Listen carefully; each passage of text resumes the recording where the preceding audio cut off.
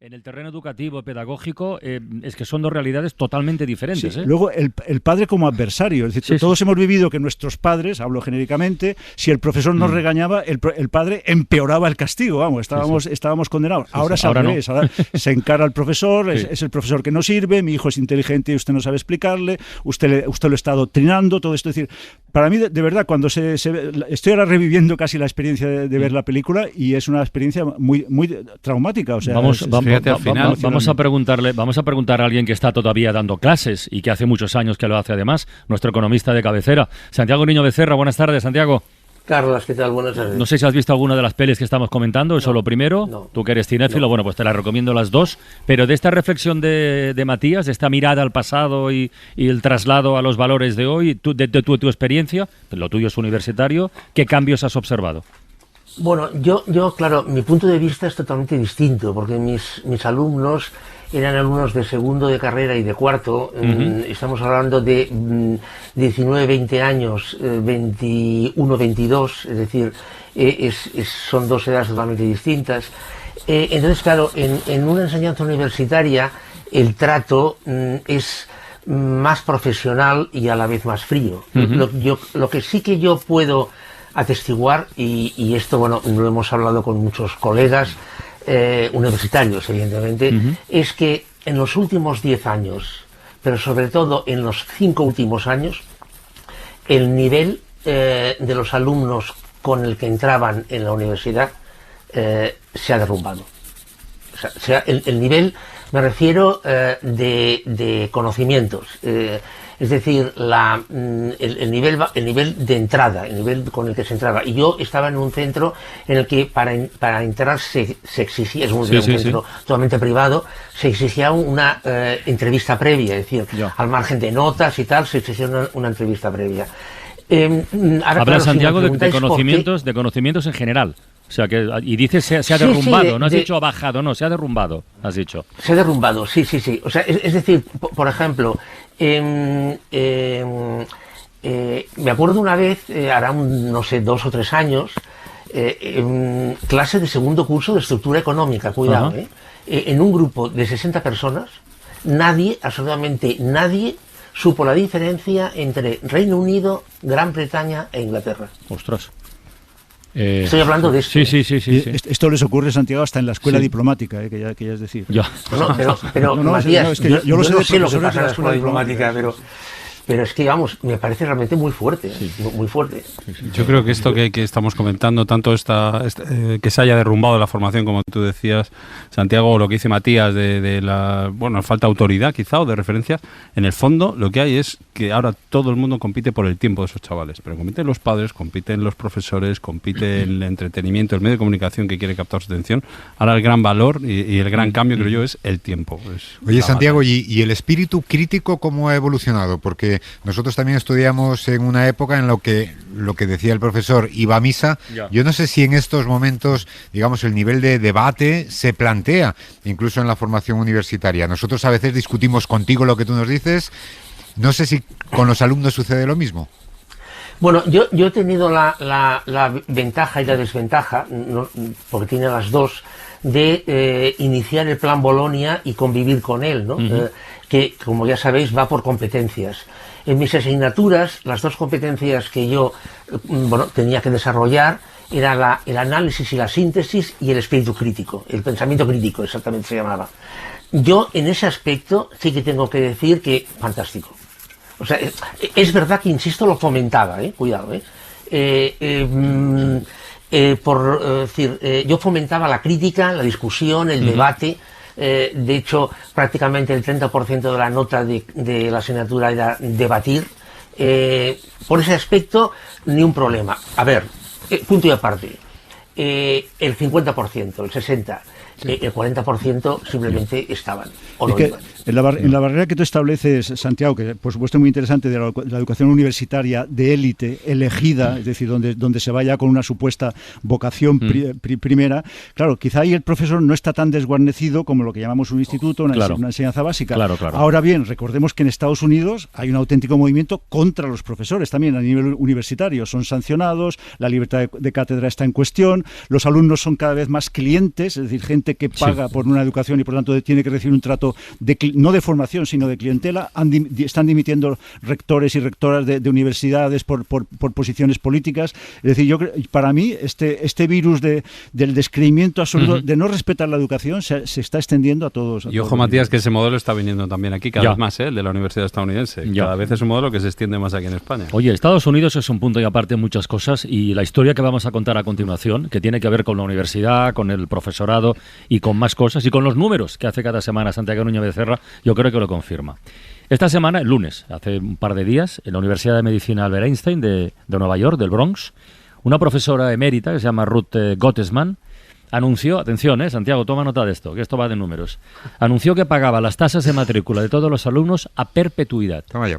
A ver, esta mujer es profesora y más cosas, como ahora contaremos, o tiene, en fin, una ascendencia que le permite esto, pero estamos hablando de una donación de centenares de millones, en fin. Corresponsal Sara Canals, buenas tardes.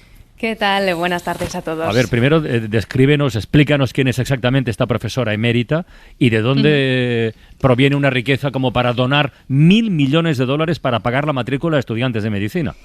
Claro, bueno, ella es una profesora ya jubilada, tiene 93 años, pero sigue muy vinculada a la universidad como miembro de la junta directiva y ha dedicado su carrera pues, a diagnosticar y a tratar problemas de aprendizaje que padecen los niños, ¿no? Problemas que pasan desapercibidos o que se diagnosticaban incorrectamente. Su marido murió hace poco más de un año y le dejó básicamente una fortuna que ella pues, ha decidido donar a estos estudiantes. Es algo que los alumnos no se esperaban y yo quiero que escuchemos, primero de todo, el momento en el que Ruth, esta profesora, en un discurso dentro de un auditorio, el lunes les dio la noticia.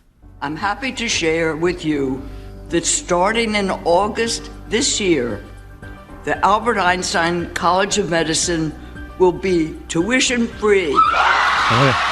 No me extraña que lo aplaudieran. Oye, se trata, tú lo sabrás mejor, Sara, pero yo creo que es de las donaciones más grandes jamás realizadas a una universidad de Estados Unidos. No sé si la que más, exacto, pero desde luego de las que más seguro. No es común para nada, no es nada común. De hecho, aquí los medios y las redes sociales se han hecho mucho eco de la noticia, hablan de un gesto de generosidad, de un regalo histórico y que va a cambiar la vida de muchos estudiantes. Y lo que tampoco es común es que ella, Ruth, haya rechazado que se utilice su nombre en la escuela, ¿no? Algo que pasa con muchos donantes. Ella ha pedido que siga llamándose Albert Einstein. Pero bueno, me preguntabais, ¿no?, de dónde procede esta fortuna, ¿no?, de su marido. Bueno, David Gottesman, con quien estuvo casada durante 72 años, fue uno de los primeros en invertir en la multinacional del magnate Warren Buffett, ¿no?, la Berkshire Hathaway. Al morir le dejó como herencia sus acciones de la empresa y el siguiente mensaje le dijo: haz lo que creas correcto con este dinero, ¿no? Bueno, la fortuna de su marido estaba valorada, según Forbes, en $3.000 millones y durante su vida había donado ya mucho dinero a causas benéficas. Así que tras meses de reflexionar y también con la ayuda de sus hijos, Ruth decidió finalmente pues optar por este gesto. Ya, a partir de esto, Sara, me gustaría que conectaras con algo que comentaba Matías hace un momentito, es decir, lo que cuesta una carrera universitaria en Estados Unidos y las deudas que puede contraer un alumno. Es decir, en esta escuela de la que estamos hablando concretamente, tengo un dato por aquí, tú me corriges o me lo confirmas, más de la mitad de los alumnos de esta escuela deben más de $200.000 cuando acaban, cuando se gradúan. ¿Qué dices, hostia? ¿Y esto cómo enfocas la vida después? Sí. Bueno, desgraciadamente son cantidades a las que los estudiantes están muy acostumbrados, ¿no? Muchos tratan de recurrir a becas, algunos lo consiguen, otros no, pero bueno, claramente impide a mucha gente tener la oportunidad de estudiar y de cumplir su sueño, ¿no? Con muchos ciudadanos también estando poco representados en los colegios. Por ejemplo, en la Albert Einstein solo el 5% de estudiantes son afroamericanos, ¿no? Cada año en esta universidad, para que os hagáis una idea, se matriculan unos 100 estudiantes, la mayoría son mujeres, el 60%, y bueno, la matrícula cuesta unos $58.000 al año, ¿no? Es una cantidad, repito, que no es fuera de lo común aquí en Estados Unidos, pero yo quiero que escuchéis también a una reacción que tenemos por aquí de uno de estos estudiantes. Today really felt like the beginning of the rest of my life. The future's bright. Anybody being able to pursue the field.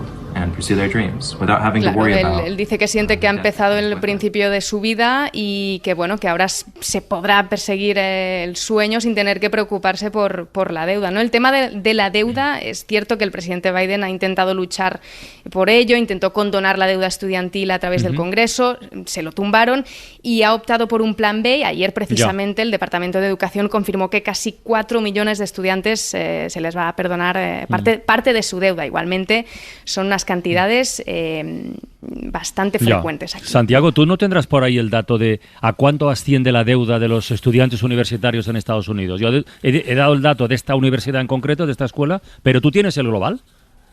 Sí, roza los esto ha llegado a la fecha, porque esto va creciendo, 1,3 billones de dólares. Decir, es decir, billones europeos, Sí. Billones europeos. Yo simplemente recuerdo que el PIB de España es 1,4 billones. Sí, esto es decir, la deuda total de los estudiantes solo universitarios en Estados Unidos casi roza el PIB de España. Es importante, el dato medio es el que has dado, Carles, de unos 200.000 euros. O sea, en este entorno, que cuidado, quedan hipotecados de por vida. Esto lo has de devolver. Quiero decir, este es el capitalismo duro y salvaje. Hay una cosa respecto de esta donación muy interesante, y es que Ruth Gottesman, la fortuna, como muy ha dicho Sara, viene de Warren Buffett, un señor de 94 años que sigue al frente como ejecutivo de su fondo, a esta edad, lo digo para los gerontófobos, y que precisamente es el autor de lo que llama el compromiso de la donación, por el que los billonarios, la gente con miles de millones de euros, se comprometen a dar la mitad de sus fortunas a la caridad, y son los sospechosos habituales: Zuckerberg, Bill Gates, Richard Branson, por supuesto el propio Buffett. Y yo lo que le quería preguntar a Santiago es, ¿esto funciona a nivel de macroeconomía o son gotas en el agua, es decir, datos muy emocionales pero que no sirven en cuanto a macro? Bueno, yo creo que sirven sobre todo a un nivel local, a un nivel personal. Claro, delante de una deuda global total de 1,3, casi 1,3 billones de dólares, una donación de 1.000 millones, hombre, está bien, evidentemente que está bien, pero sobre todo está bien para aquellas personas que les afecta. Claro. No sé si me explico. Sí, claro. Claro, en el cómputo general no es tanta cosa como puede parecer. De todas maneras, aquí estamos siempre, digamos, entre el cero y el infinito, ¿no? Sí. Porque el tema de la deuda de los estudiantes estadounidenses que tienen que devolver aquello que les ha costado la universidad, pues claro, es tremendo, ¿no? Pero por otro lado, a lo mejor sí que se podría establecer un sistema que aquel que ha recibido una educación pública gracias a la financiación pública, pues a lo largo de su vida, según vaya trabajando, pues un porcentaje, un 1%, un 2% de su sueldo, sin que sea algo expropiatorio que le lleve a la ruina, bueno, pues que pueda ir, digamos, a pagar esa deuda, entre comillas, que hemos adquirido, ¿no?, con la universidad. Sí, para eso está con los impuestos, pero los impuestos lo pagan todos. El que no haya estado también. Claro, también, ¿no? Entonces, a lo mejor se podrían encontrar mecanismos intermedios sin llegar a esto, ¿no? Bueno, Sara, ¿la universidad es una universidad humilde o está en el Bronx? No. Sí, eso también es interesante comentarlo, ¿no? Está en uno de los barrios más pobres de Nueva York, ¿no?, donde también hay muchas otras universidades, por ejemplo, Columbia, y además es interesante porque la universidad tiene una red de hospitales, 14 concretamente, también están en el Bronx, así que esta donación pues va a repercutir en eso, ¿no?, en un mejor acceso a la sanidad para los vecinos y más profesionales de calidad, ¿no? También yo quiero remarcar, ¿no?, lo que apuntabais ahora, aquí hay mucha beca, es verdad que no todo el mundo tiene acceso a ella, y luego eso repercute un poco en la actitud de los estudiantes aquí en Estados Unidos, algo que a mí me llamó mucho la atención, ¿no?, comparando los sistemas de España y de Estados Unidos. Son estudiantes también más comprometidos, ¿no?, son más conscientes de lo que cuesta estudiar, ¿no?, ir a la universidad. Eso también, es un matiz que quería apuntar. Sí. Muy bien, Sara Canals, corresponsal en Washington. Un abrazo muy grande, compañera. Otro para vosotros. Vamos a seguir haciendo uno. Luego, las nuevas reglas fiscales refuerzan a la autoridad fiscal para supervisar las cuentas del gobierno. Los países tendrán que presentar los planes de consolidación antes del 20 de septiembre. Y aquí viene lo gordo. La autoridad fiscal calcula para España un ajuste de más de 5.000 millones al año para cumplir con Bruselas. Esto, traducido, quiere decir que vienen curvas, ¿no? Bueno, Carlas, perdona, pero es que esa cifra se ha de matizar. Es decir, esa cifra que has dado es correcta, siempre y cuando a España se le autorice hacer el ajuste en 7 años. Ostras, ¿y si no? Y si no, si es en 4, que en principio la norma son 4 años, tendría que ser 6.400 millones al año.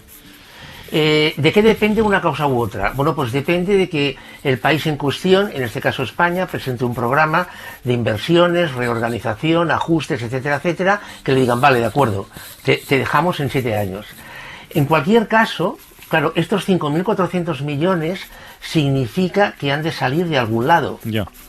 O bien salen de más crecimiento, y esto no parece que en el 2024 se vaya a crecer más que en el 2023, al revés, o salen de recorte de gasto, o salen de subidas de impuestos, o salen evidentemente de traslado de un gasto hacia esta situación. ¿Y si no se cumple? Bueno, pues si no se cumple, entonces pasan cosas. Pasan cosas al nivel de que se entra en un proceso de intervención, volverían a llegar aquellos hombres de gris o de negro, de qué van vestidos, España pasaría a ser llamada al orden, incluso se podría llegar en el límite a la imposición de multas. Bueno. Esperemos que no. Oye, Santiago, hoy hemos conocido varias noticias relacionadas con un sector tan importante como el del automóvil y sobre todo con el coche que viene, con el coche del futuro, o posibles coches del futuro. Por un lado, Apple ha cancelado su proyecto de sacar adelante un coche en el que lleva trabajando desde 2014, o sea, han sido 10 años y lo han cancelado. Aquí había miles de millones invertidos y no sé si a la basura, pero de momento se pierde todo. Y otro dato importante, que el coche eléctrico no acaba de despuntar. O sea, Tesla, por ejemplo, que es el principal fabricante de coches eléctricos de todo el mundo, advierta que está cayendo la demanda, y Alemania, que es el primer mercado europeo para el coche eléctrico, también prevé una caída de demanda del orden del 15% este año. ¿Qué está pasando con el coche eléctrico? Bueno, a ver, un pequeño apunte sobre Apple. A Apple no es la primera vez que le pasa una cosa de estas. No sé si recordáis que a finales de los 80 Apple sacó un portátil que era una cosa muy rara y tal, invirtió mucho dinero también en aquello y luego lo dejó abandonado durante muchísimo tiempo. Es decir, en Apple esto ha pasado más veces. De todas maneras, es una investigación que luego después recuperan a través de conocimiento, etcétera, etcétera. Bien, el coche eléctrico. A ver, esto dicho por personas expertas que conocen muy en profundidad el mercado del automóvil eléctrico. A ver, en el mundo hoy, 28 de febrero del año 2024, el país más avanzado, de largo, más avanzado entre 4 y 5 años, con respecto al resto, es China, por descontado. China lleva desde hace 20 años, sobre todo 10, a nivel del Estado, a nivel gubernamental, apostando por el desarrollo del coche eléctrico, por crear una atmósfera de empresas que trabajen en conjunto para provisionar piezas, recambios, tecnología a las fábricas de coches eléctricos. El gobierno chino, a partir del año 2016, permitió la competencia feroz, es decir, competencia china, entre marcas chinas, y evidentemente sobrevivieron unas cuantas, que hoy son auténticos monstruos, como BYD, por ejemplo. Y hoy en día, para que os hagáis una idea, un consultor especializado en el automóvil y en el automóvil chino ha dicho que si en Estados Unidos hoy entraran a borbotón, entraran libremente los automóviles chinos, literalmente, ha dicho la palabra esta, destrozarían a los constructores estadounidenses. En Europa pasaría más o menos lo mismo. Entonces, ¿qué es lo que sucede? Bueno, pues lo que sucede es que hay una diferencia de tecnología, de competitividad entre el automóvil chino y el resto de automóviles. En España, concretamente, pasa otra cosa. En España se ha establecido una especie de círculo vicioso entre compañías eléctricas, Estado y consumidores. Hay muchos consumidores que no se compran un automóvil eléctrico porque dice que faltan cargadores. El otro día el país hacía un reportaje sobre los bulos que rodean al coche eléctrico, interesantísimo. Ese era uno de ellos, el que acabas de decir, de que faltaban cargadores, que ardían los coches de repente. Claro, luego es que hay otra cosa, y es que hay en muchas zonas que 1/3 de los cargadores que están instalados no funcionan. También hay una cuestión básica de precio, Santiago. Es decir, yo me puse espera un momento, Matías, un momento. Pero es que las compañías eléctricas argumentan que no instalan más cargadores porque hay pocos coches eléctricos. Claro. Entonces, claro, este es un pez que se muerde la cola. En Noruega, ¿qué pasó en Noruega? En Noruega, hace 20 años, el gobierno, el Estado, apostó claramente por el coche eléctrico. Instaló cargadores pagados con dinero público. Él regalaba la electricidad, empezó así, una electricidad que es mucho más barata que en España. Dejaba circular a los automóviles eléctricos por el carril solo bus. Tenían descuento en ferries, tenían descuento en peajes. Es decir, hubo un apoyo real. Lo que significa apostar por algo. Exacto. Claro, y con mirada larga, además. Claro. La diferencia cuál es, Noruega es un país rico, España es un país pobre. En un país ideal como es Noruega, que no es el caso de España. Yo hice un experimento extraño, me puse 5 minutos ante un coche eléctrico que cuesta más del doble que el mío. Me puse 5 minutos y dije, esto es la solución al cambio climático. Y realmente mi cerebro, quizás reptiliano, decía, con esto, es decir, si todos sustituimos el coche que tenemos ahora de gasolina por este coche, yo no veo que eso sea una solución al cambio climático. Y creo que ahí hay un poco también de escepticismo del consumidor. ¿Y por qué dices eso? No te pillo ahora, Matías. Pues porque yo veo la carrocería de metal, veo el tamaño, la energía que se va a necesitar para movilizarlo va a ser la misma, veo las baterías carísimas de litio, veo los vidrios, veo el agua consumida en la construcción de este coche y digo, bueno, pues a lo mejor sí, bajamos un 10, un 20%, pero no bajamos a la mitad de lo que consumen hoy, me refiero genéricamente a los coches de gasolina. Bueno, de momento lo dejamos aquí. Santiago, la próxima semana seguimos haciendo números, ¿eh? Muy bien.